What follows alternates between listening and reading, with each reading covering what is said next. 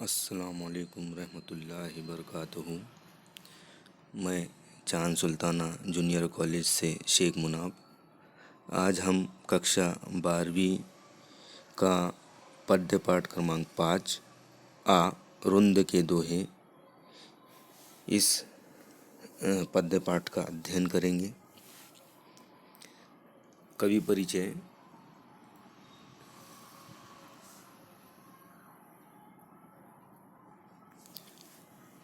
माना जाता है कि कवि रुंद जी का जन्म 1643 को मथुरा में हुआ।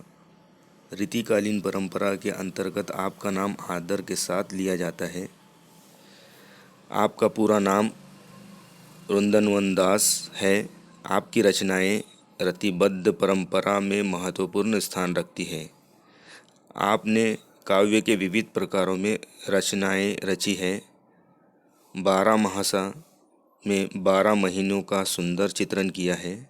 तो यमक सतसई में विविध प्रकार से यमक अलंकार का स्वरूप स्पष्ट किया है। आपकी भाषा सहज, सुंदर तथा लोक भाषा से जुड़ी हुई है। आपका निधन 1723 में हुआ, तकरीबन 80 वर्ष की आयु में। प्रमुख कृतियाँ: रुंद सतसई, समेत शिखर छंद, भाव पंचाशिका, पवन पचीसी, यमक सतसई, वचनिका, सत्य स्वरूप आदि। विधा परिचय।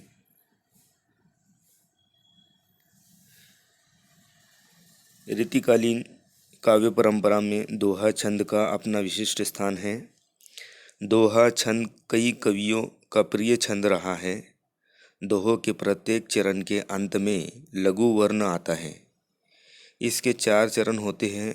प्रथम और तृतीय चरण में 13-13 मात्राएं होती हैं तथा द्वितीय और चतुर्थ चरण में 11-11 मात्राएं होती हैं। पाठ परिचय देखेंगे। प्रस्तुत दोहों में ज्ञान रूपी धन बांटने से बढ़ता है। आंखें मन की बात बता देती हैं। चादर जितनी बड़ी हो उतने ही पैर फैलाने चाहिए। बिना गुण का व्यक्ति महान नहीं बनता। कीचड़ में पत्थर नहीं फेंकते आदि नीतिपरक बातों की सीख बहुत ही सुंदर ढंग से दी गई है। देखिए, अभी शुरू करते हैं।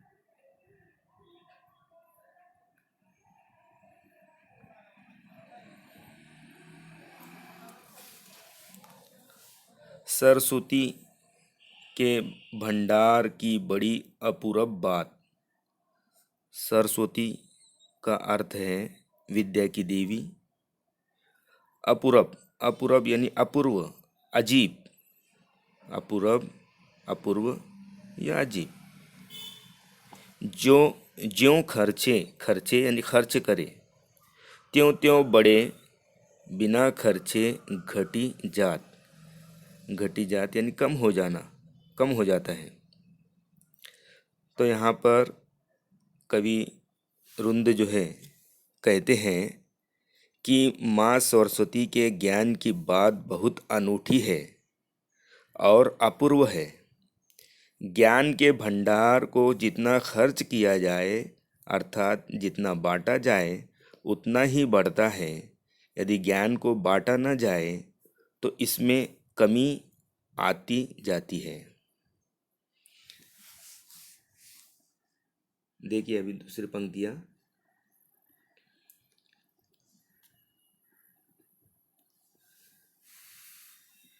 नैना देत बताए सब हिये को हेत अहेत। हिये, हिये यानी हृदय, हेत हित, हेत का अर्थ हित, अहेत यानी अहित। जैसे निर्मल, निर्मल यानी पवित्र, निर्मल आरसी, आरसी का अर्थ है आईना। भली बुरी कही देत। देखिए अभी यहाँ पर कवि क्या कहना चाहते हैं। कवि कहते हैं कि आँखें दिल की सारी अच्छी बुरी बातें बातें बता देती हैं, ठीक वैसे ही जैसे कि साफ आईना चेहरे की अच्छाई बुराई सब कुछ दिखा देता है। आगे देखिए।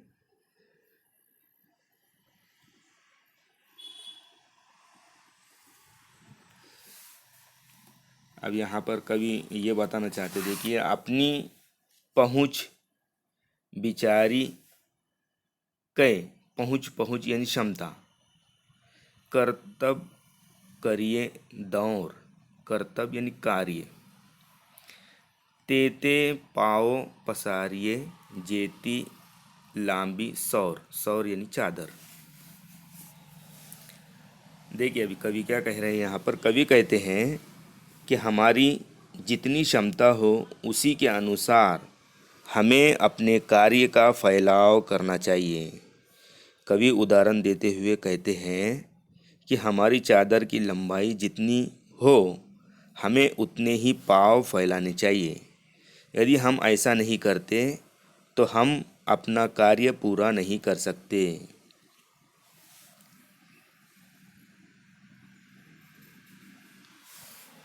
फेर, फेर का अर्थ है दोबारा।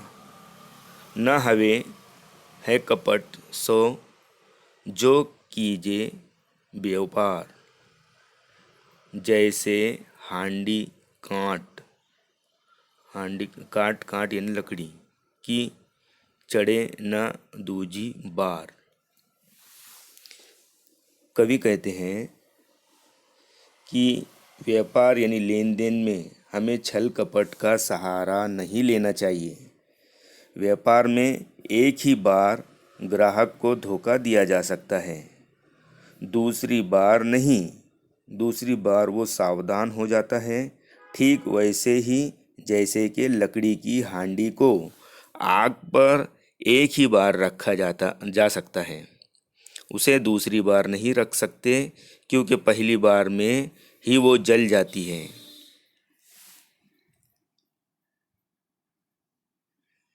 आगे देखिए। ऊंचे बैठे न लहे गुण बिन बड़प्पन कोई, बैठो देवल शिखर पर वायस गरुड़ न होई, वायस यानी कौवा। देखिए अभी कवि क्या कहते हैं यहाँ पर। कवि कहते हैं कि ऊंचे पद पर बैठ जाने से बिना गुणों वाला व्यक्ति महान नहीं बन जाता है। ठीक वैसे ही जैसे कि सिर्फ मंदिर के शिखर पर बैठने से कौवा कभी गरुड़ नहीं बन सकता है।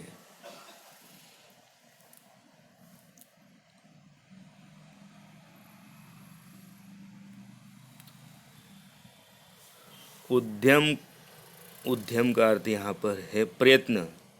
कभू न छाड़िए पर आशा के मोद, मोद यानी हर्ष, गागारी कैसे फोरिए उनयो देखी पयोद, पयोद यानी बादल। अब यहाँ पर कवि कहते हैं कि दूसरे के भरोसे बैठकर अपना प्रयास कभी नहीं बंद करना चाहिए। ठीक वैसे ही जैसे कि बादलों को देखकर पानी से भरा हुआ अपना घड़ा नहीं फोड़ना चाहिए।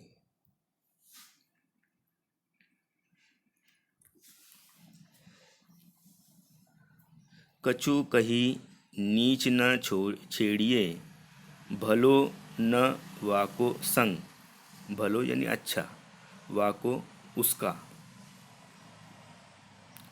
पाथर डारे, डारे यानी डालता या फेंकता, कीचमय, कीच यानी कीचड़, उछरी बिगाड़े अंग, बिगाड़े बिगड़ता है।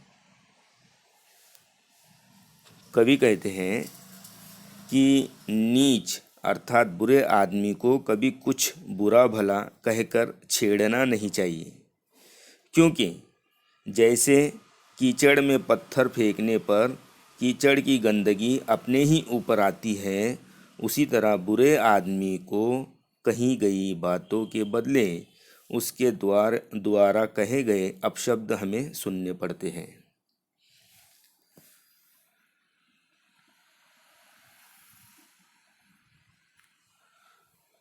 जो पावे अति उच्च पद, ताको पतन निदान।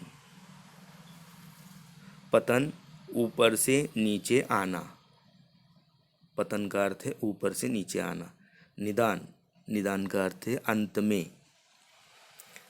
जो तपी तपी मध्याह्न लो, अस्त होतु है भान।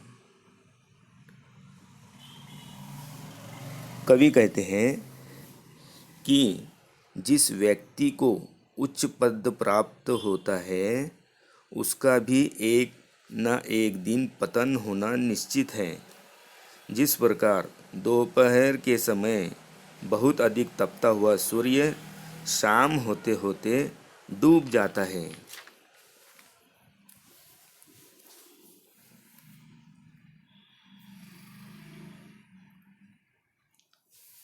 जो जाको गुण जानही, सो तिहि आदर देत।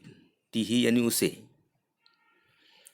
कोकिल अम्बही, अम्भी यानी आम, लेत है काग निबोरी लेत। निबोरी नीम का फल। कवि कहते हैं कि जो जिसके गुण जानता है उसी को पसंद करता है। ठीक वैसे ही जैसे कि कोयल स्वादिष्ट आम खाती है और कौवा नीम के फल से ही संतुष्ट हो जाता है।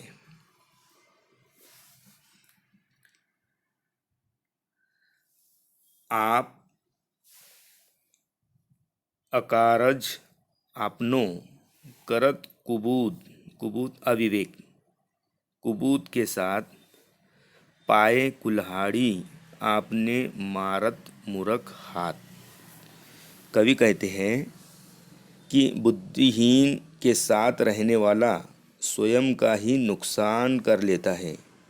ठीक वैसे ही जैसे कि मूर्ख अपने ही हाथ से अपने ही पैर पर कुल्हाड़ी मार लेता है।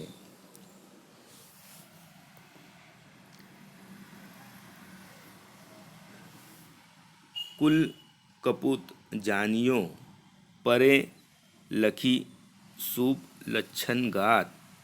होनहार बीरवान के होत चिकने पात। चिकने पात यानी चिकना पत्ता। कवि कहते हैं कि पालने में ही बालक के अच्छे बुरे लक्षण देखकर ये पहचान सकते हैं कि वो कपूत है या सपूत। ठीक वैसे ही जैसे कि पत्तों की चिकनाहट देखकर ये अंदाज़ा लगाया जा सकता है कि पौधा अच्छा पेड़ बनेगा या नहीं।